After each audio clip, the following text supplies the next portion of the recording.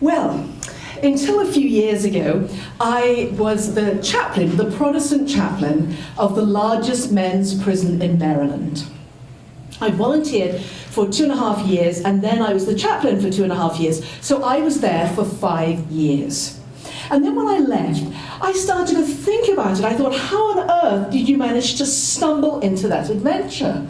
I mean, it's not the kind of thing that I grew up thinking I was going to do. I mean, it just really wasn't. And if you knew me, you'd know that I'm really not chaplain material. And I thought, how did I get into that situation? And I thought it must have something to do with youth, because everything starts in youth, as we've heard. Everything starts in youth. And so I went back and I thought, I know what it was. It was my love of reading. Reading got me into trouble.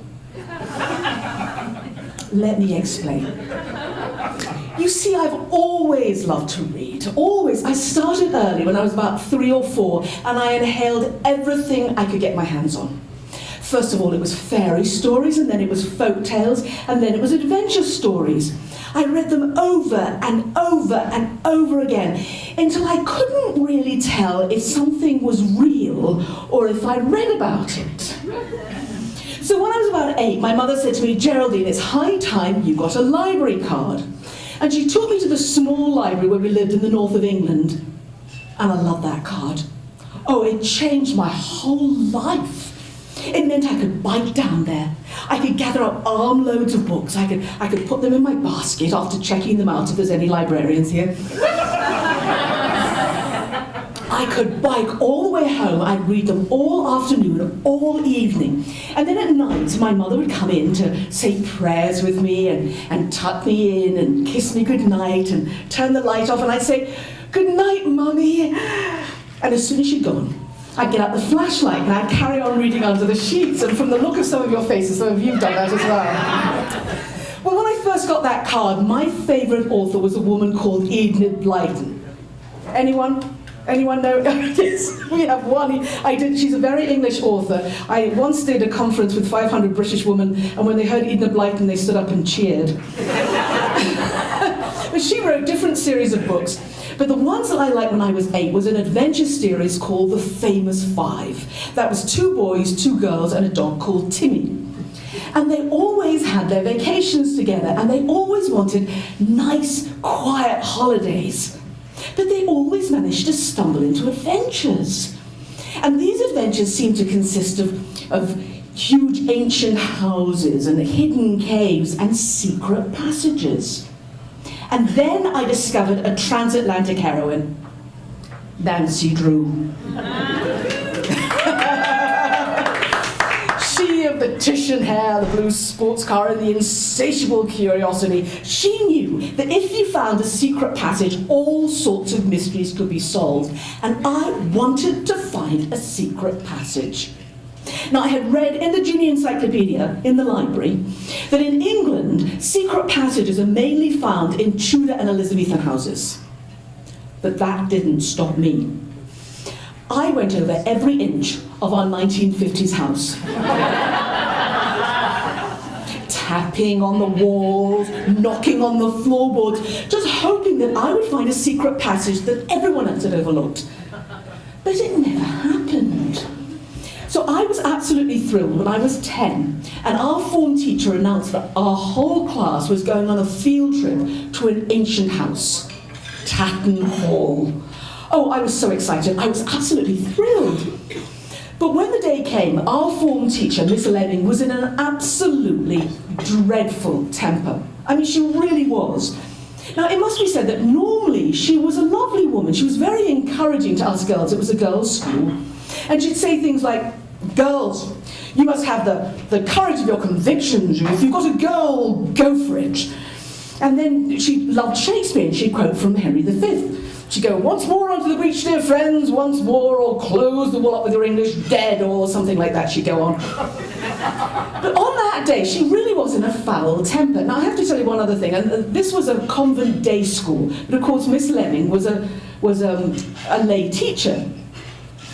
And she said, girls, Reverend Mother has said that this class will not let the school down. So if any girl is caught getting into any kind of trouble at all, there will be serious consequences. Do you understand me? Serious consequences. I could tell you'd be in trouble, yes? So my friend Mary said to me, "Oh," she said, "what's got into Miss Lemming? If she carries on that, we're going to have to change her name. We're going to have to call her Miss Lemon." Well, we weren't going to let Miss Lemon's bad temper ruin our enjoyment of Tatton Hall. And oh, when I got in the library of the place, I couldn't believe it. It was this huge room, and it had bookshelves floor to ceilings, and it was stuffed with books, all those bookshelves absolutely brimming with books. And I read afterwards that there were over 10,000 books in that room. Now, there was all the artifacts were separated from the public by a velvet rope. But I knew that somehow I could just lean far enough over that rope and touch the spines of the books, that all the knowledge contained in them would suck into me by osmosis. And I knew if somehow I could just touch the front of the bookshelf, I'd find a hidden catch, and the whole of the front of the bookshelf would come open, and behind there, there'd be a hidden room, and beyond that, there'd be a secret passage. I just knew it. Well, when who's got to dust those books? That's not a very nice job. That was our Miss Lemon. And she shooed us all out of the library, up a big broad staircase, and at the top there was a door, and it said the Lemon Bedroom. And Mary turned to me and she said, "You see, they knew we were coming. They've named that bedroom after our Miss Lemon." Well, inside the Lemon Bedroom there was this enormous four-poster bed. Well, I'd read about four-poster beds before, but I'd never seen one, and this one was absolutely enormous. It had at least 7 mattresses on it. Well, as soon as I saw that bed, I knew that this was the bed that the Princess of the Pea had slept in. And she'd had a terrible night, tossing and turning all night because of that pea under the bottom mattress. She was bruised, absolutely bruised. Well, I wonder who makes that bed, and I imagine turning those mattresses. It was our Miss Lemon. And she got us out of that room, up another staircase. So this time it was a narrow staircase, and it had a plaque that said that this was the servants' staircase into the servants' quarters. And just down the corridor there was a small room, and in there were only 2 pieces of furniture. There was a chair and there was a spindle.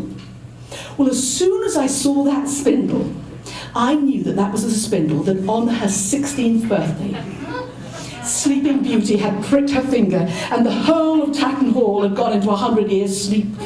And it had stayed that way until the handsome prince had fought his way through the undergrowth and awakened Sleeping Beauty with true love's kiss.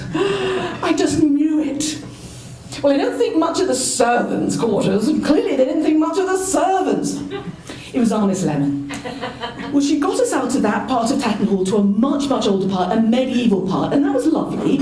But what I liked was just by the side of that, there was this old, really, really old cottage. And it just had a few rooms in it, but the main one was square. And it had a wooden floor, it had a fireplace, it had a rug on the floor, and on the rug it had a table and chairs and a china cabinet. And there was a sign over the fireplace. So I went over and it said, "Beneath this rug, in front of this fireplace, there is a secret passage." Absolutely true. That goes between here and the local monastery. It was built during the Reformation of the monasteries, between here and the local church. It was built during the Reformation of the monasteries to help save priests' lives. Well, I looked at it again. It said that there was a secret passage here in this room.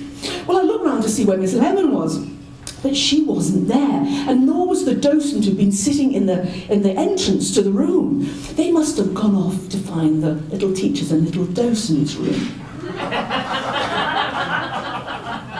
So I said, girls, there's a secret passage here in this room, come and help me. Well, then Mary went really peculiar on me. She said, "Oh no, Geraldine," she said, "I don't think we should. It's hidden. I don't think we're meant to get it." And I said, "Mary," I said, "of course it's hidden. It's secret."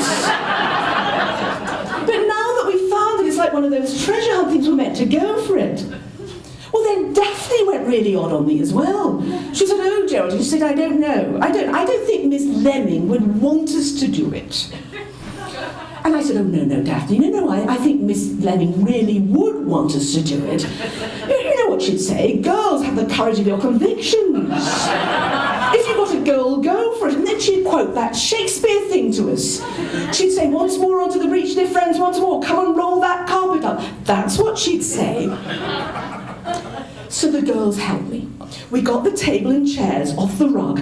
And then I went over to the china cabinet, and it just had a whole load of plates and cups and saucers in there. And there was a plaque on it, and it said that these were Wedgwood and Minton and Spode. Oh, just a whole load of old china. So I got 2 girls on the front, 2 on the back. I got Daphne on one side and I was on the other. And I said, okay, on the count of 3. And we lifted that thing up and we moved it over, we got it off the rug, and we plonked it down, and everything shook a bit, but it was fine. No, it was fine. So we rolled up the rug, and there in front of the fireplace, there was a trap door. And in the middle of the trap door, there was a brass ring. Oh.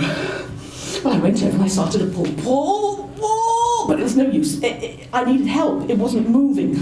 So I said, Mary, come and get your arms around me. So we started to pull together. Pull, and it moved just a tiny bit. Pull, it moved just a tiny bit. Pull. It was no use. We had to have more help. I said, Daphne, come on over. Put your arms around Mary. So there was me, and Mary had her arms around me, and then Daphne had her arms around Mary, and I said, on the count of 3, you all ready? 1, 2, 3, we pulled, and it started to move. Pull, it started to move. Pull! Girls! What do you think you're doing? It was Miss Lemon. She said, who is responsible for this? And I said, me, I am. She said, Geraldine, come over here and explain yourself. I said, well, you see, Miss Lemon, Miss Lemming. You see, there's a plaque on the fireplace, and it says that there's a secret passage that goes to the local church, and I thought because it said that, we were meant to find it. She said, Geraldine, you have behaved like a hooligan. And if you carry on this way, you will end up in prison.